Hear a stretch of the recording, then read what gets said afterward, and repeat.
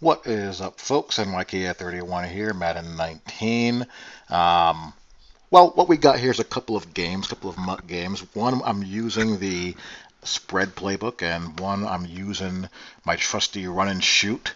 And we're going to walk through kind of what makes running or spreading the field in MUT challenging, to say the least.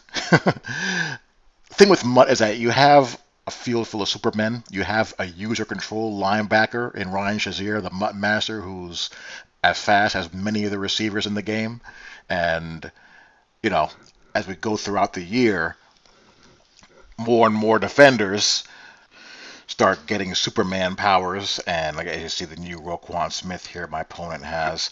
And in a game where it's tougher to spread the field than it needs to be, when you have base align and player movement, which is, so fast as far as the lateral movement of the defenders and also the backward movement of the defenders, combined with the fact that routes take so long to develop.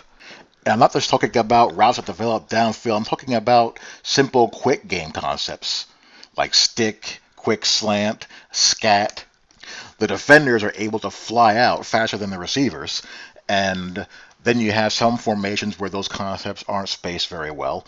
In addition to some formations where your shallow cross and follow concepts, your Y cross concepts aren't spaced very well, where defenders can easily cover two levels because of the fact that they're able to move so much freer than the guys running routes. It's just, it can be a headache. The key is knowing what formations are in the game that do spread the field sideline to sideline, combined with the route concepts that don't result in the receivers just lollygagging through their routes and being caught up in legacy zone chuck animations that are forced and all of that. Which is why I ended up making my own. But of course, in MUT, you can't use a custom playbook. And the game in general just has issues as far as respecting leverage. I mean, when you can base a line and still cover the sideline, that's a serious problem. Like here he has the box crowded, and I'm making my own little sail concept with a backside shallow cross tag to it, and I'm able to gain some yards. Same deal here. I'm just trying to conflict his user and take the underneath for as long as he gives it to me. 4th and 1. I make a little mesh concept here, see what direction his user is going to be going, and just pretty much throw the opposite. The spread playbook has some pretty good formations, and you know if if you were able to conflict with the defense and make them pay for bad alignments more consistently, it'd be one of the more potent playbooks in the game. But you kind of gotta compensate for the things that Madden allows people to get away with as far as not aligning their defenses soundly and being able to punish them for that. So far, I want to march pretty nicely. I'm just running a nice little mix of zone read, inside zone, and some shallow cross concepts. And this game, he's just blissfully playing a ton of 3-4 cover 3. And again, I make a little makeshift sail concept here. I end up scoring. I make him. I turned this motion Z spot into a sail concept because I just don't like that Z spot play to begin with. And this playbook doesn't have a whole heck of a lot of sail concepts to begin with. It's one of the core route concepts that you need to have in order to attack cover 3 downfield. And most of the formations don't have a single one in them, so you have to design your own. You have to be creative and kind of jig them up yourself when you have the opportunity to do so. You just run a streak to run the corner off, and you run a corner route behind it. And he was in a hard flat, so I just had the corner there just behind that, and I was able to, throw, catch, and score. So anyway, we get on the board, and we are playing our match defense, match quarters. I place a lot of match cover 3 as well on 4th and 8. If by some miracle he gets that over the quarter flat, I knew that was the play who's going to be running. Whenever you see that formation, just bank on the fact that they're going to be running play action deep out. Now he's going, into empty, and we get a nice pass rush animation to the left. Nice little spin move there, and he just chucks it on the run. I have Lawrence Taylor at one end and Jabal Shear at the other. They're pretty potent. I don't have the full goon LT, but he, is adequate for now. And surprise, surprise, split coast, HB wheel, shocker.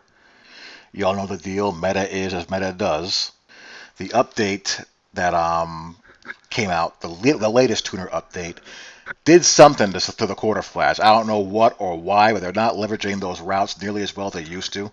Did a decent job on that last play, but they're a lot more inconsistent than prior to tuning update. I don't know how that happens. I mean, whoever EA has that tested that tests these things, they gotta do a whole heck of a lot better job than that.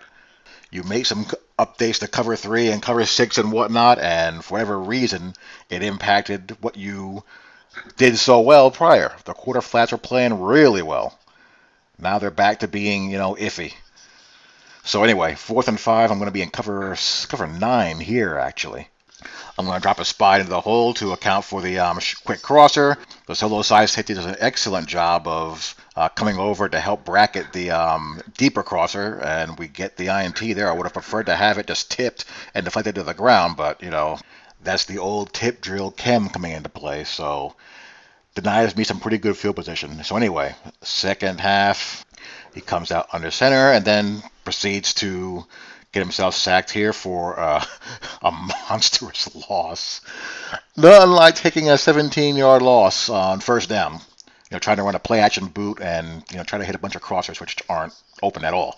So anyhow, here I'm thinking to myself, okay, let's go on aggressive and try to get to safety. It's going to come out in cover 4. If it stays in trips, I'm going to stay on the weak side safety here. And as said before, the weak side safety has a lot of freedom as far as what you can do. He motions the back out of the slot, so I'm going to camp out here on the 3-rec hook. Going to find the first crosser. He's got nowhere to go. Safety. He actually had a guy break open late, but it was a moot point by that point. He was already on his back. So we're going to put this game away. We max protect here. Looks like he's bringing a blitz, which he does. No one's really open, so I'm just going to, scoot. I don't really like this blitz of Sean Watson very much. He misses a lot of throws for me. Or he missed at the time. I've played about 10 games with him, and I found his accuracy to be really borderline. And here I actually screw up scat here. I have the bubble outlet here, but I just never read that version of the play before, and it shows. And I make a terrible decision here, but I don't really have much faith that he's going to score again. He just has this burning desire to run these play action boots, and he gets sacked again. That time I stayed on aggressive. This time I'm going to take it off and leave it off. But, he's just putting himself into really bad situations here with these play action boots and just trying to span the D crosser, and I'm going to use or pick that, and that's going to end the game. But going back to the Deshaun Watson, I didn't really like him very much. I mean, his throw power is 93 chemmed up, which is a little bit less than Matt Ryan. I think Matt Ryan's his power up when you max it out is 95. So, only a 2-point difference there. His accuracy ratings were okay, but I just didn't like the way he threw the ball. He missed a ton of high points. Missed a ton of high points for me, more than anything else. But he just felt weird. Even though the throw power is only 2 points difference, it felt significantly more than that. His passes just didn't really seem to have the same zip that the Matt Ryan did with his 95. I thought that was really strange. I still had the Matt Ryan in my binder, but I want to have a mobile quarterback when I run spread and run and shoot that has some threat to run, the zone read, keep and take off when things break down. So I'm probably going to have to sell him and, I don't know, probably go with a guy like Cam and, have that as my mobile quarterback. So anyway, run and shoot time. And I know you guys like to see me run spread and run and shoot in Mutt World. It's not meta, first of all. You don't see many people playing spread offenses in, online gameplay. But again, like I said, it can be a headache at times when it really shouldn't be. And we're going to begin the game with a little bit of a zone read. He actually came out in base nickel that time. We'll see how long he stays in that or whether he's going to try to put linebackers on the field as well. My fourth receiver is the Mutt Hero 84 overall, Will Fuller. I mean, you can put a tight end out there as well. I didn't want to put Jimmy Graham out there because I don't think he's slow enough to get downfield. Nice little post route there, but we get big hit fumbled. But really, you can go tight end, and a guy like George Kittle, he'd actually be perfect. Big body, he's as fast as some receivers, and he can catch the ball in traffic, you can certainly go with him, or you can go with the other more athletic tight ends that are out there. Or if you want to put Jimmy Graham, if I was going to put Jimmy Graham out here, I'd probably put him outside because the slot guys they got to run bubble screens, and at least on the outside, you can get a one-on-one high point against a corner pretty much any time you want to. And Graham is one of the best, high point catching traffic items that are out there still. Anyway, we're on defense here. Again, I'm using that solo side safety. He runs a draw, and I kind of, filled that pretty poorly. So he's on the march again. He's in bunch, and he's going to motion to 2x2. So I'm going to get on the 3-rec hook. I bring the safety down here to fit the run a bit better. He's going to run play action. And there, what I was talking about, the quarter flat, this drift out, he bracketed the number one receiver for whatever reason. They weren't doing that before. The quarter flats were IDing the flat threat once they went into their initial drop. Because again, they're not seam flats. They're not going to match. They're certainly not going to match a number one on the solo side vertical. They're going to, relate to the flat once that vertical clears them. And then, of course, a play later, he gets on the board with a miracle. My defender laid out. It actually hit him. They usually miss the ball entirely, but it did hit the defender. It went right to Tyreek Hill. So I'm down 7-0. I moved the ball well, but, fumbles can and will happen. So we got to overcome and try to answer. 3rd and 9. Going to do a little flood switch here. Going to catch his user kind of squatting a little bit. I think the release, or the break, I should say, threw him off and not able to get the out route completed for the slot. Tyreek Hill in that case. And here I just do a bad job. I got to get out of there and get on the move. I just had a moment of temporary insanity there. If I was going to throw that ball, I should have thrown it to the curl outside to the right. But I got a little greedy and, paid for it. I didn't really play that well on offense this game. It wasn't my best effort as far as execution is concerned. So we get it to 3rd and manageable. Going to run a little double post here, and I will say that the spread sets, the splits, the receiver splits are better. But we just got to get rid of these lackadaisical routes these receivers run. They just don't run their routes with any sense of urgency. But anyway, we have to settle for the field goal because we don't catch that ball in bounds. So there you go. So late second quarter, we're in wide 9 match quarters, which does not have seam flat. It has normal, run-of-the-mill curl flats. And this is a useful variation to throw in there from time to time if your opponent is not throwing wheels out of trips and he forces the ball to the sideline and we get a pick 6. He had an underneath guy coming open. I had kind of played back again with the solo side safety. I didn't want to, risk anything breaking over me, so I let him have that, but he just forced the ball to the sideline. So anyhow, again, he's just getting himself into long yard situations. 3rd and 21. He tries to run the ball here. He's going to gain about 10 yards to set up 4th and 11. We'll see what he dials up here on 4th and 11. What am I in? Yeah, I'm still in match quarters. Going to have one of my ends spy. I don't want him rolling out. Going to send him. Throws him the run. Nothing. So now we're in pretty good shape. Great field position. Let's try to cash this in. And again, I know he's going to be in cover 3, so I'm going to have a sail concept to the trip side and a shallow cross backside. Get the first down. And here is something that really annoys me. Every now and then, well, not every now and then, this happens consistently. When one of those guys are in a hard flat, the receiver just ignores him as far as blocking is concerned. And I try to do a high point here. I don't know why the receiver, A, came back for the ball, and B, why I was still throwing that low. Maybe I threw the ball a smidge late. I don't know, but that was not good. And here I just lose my mind. That was one of the worst user plays I've made, or user gaffes I've made in a really, really, really long time. Sack. So I'm down 14-10 just by being, stupid there on defense. 3rd and 17. Going to bring a blitz. Picks it up. It's going to be 4th and, medium? 4th and 9. Going to be in Tampa 2 here. I'm going to use the middle read myself. Keep him in the pocket. He throws it short of the first down marker, but cannot get the first down itself. So, again, he sets me up in some pretty good field position just by some really dicey decisions on his part. So now we got to cash it in.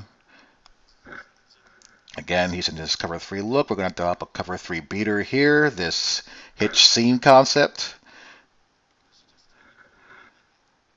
And somehow that ball does not get there. The corner did as he should. He bailed out on the hitch and released it.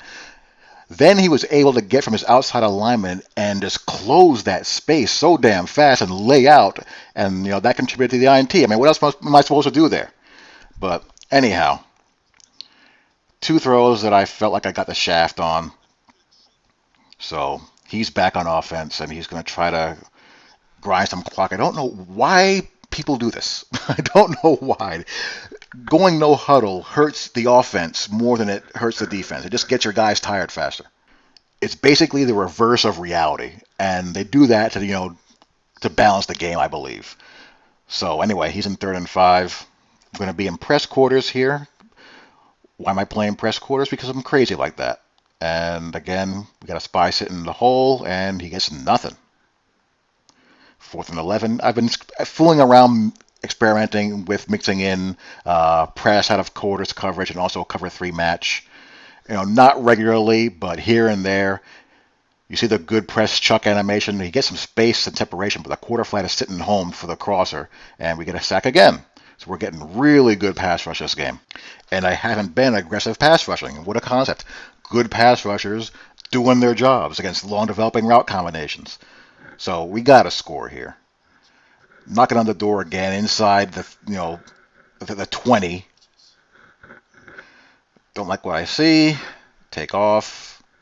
And this is where I've been depriving myself using a pocket passer all year. Those situations where you can make something out of nothing. Here we get Moss dragging some yards after the catch. So we're in business. Gotta cash this in. Zone read. Touchdown. Finally. So finally we have the lead we rightfully deserved. So now we gotta hold him off. He's tempoing again. He hasn't done anything to dissuade me from spying him, so I'm going to keep on doing it until, he does so. So 3rd and 1. He's going to motion to trips. I'm going to camp out on Rondé Barber here. And he does run the ball, but he does an awful cutback that he didn't need to do. And he fumbles the ball. That's a completely unnecessary cutback. I should have just me breaking my own rules, take the hitch route on the slot fade smash, but we hang in there the next play, and we hit Jerry Rice in the post route on the switch concept, and we're right back in business, and Deshaun Watson misses the seam throw, and we have to settle for 3. Again, he was doing that consistently for me pretty much every single game that I've used him, and it's really irritating. So anyway, that gives him a chance to, take a lead with a touchdown. So he's going to be on the march here. Play action crossers. Nothing. He gets sacked, and please give me a fumble. He wanted to throw that ball while getting sacked. Got to get a sack fumble on those. 3rd and long, and here I mess up and pay for it. So that's completely on me. So he's still alive, but he's running out of time. Tick tock, tick tock, tick tock. I get fortunate there. So 7 seconds left. I should have just rushed 4 here. But anyhow, last play of the game. Send a spy. He's going to be throwing backwards, and we are going to get the overthrow. So we get a W there. Again, I didn't play very well that game. Made some mistakes. But again, I felt like I was deprived a couple of really good opportunities inside the red zone that were not really any fault of my own. And I get a W. So there you go. Anyhow, that is that. Those are a couple of muck games running spread style offenses. One out of the spread playbook, one out of the run and shoot. Hope you guys enjoyed. Talk to you all later. Peace.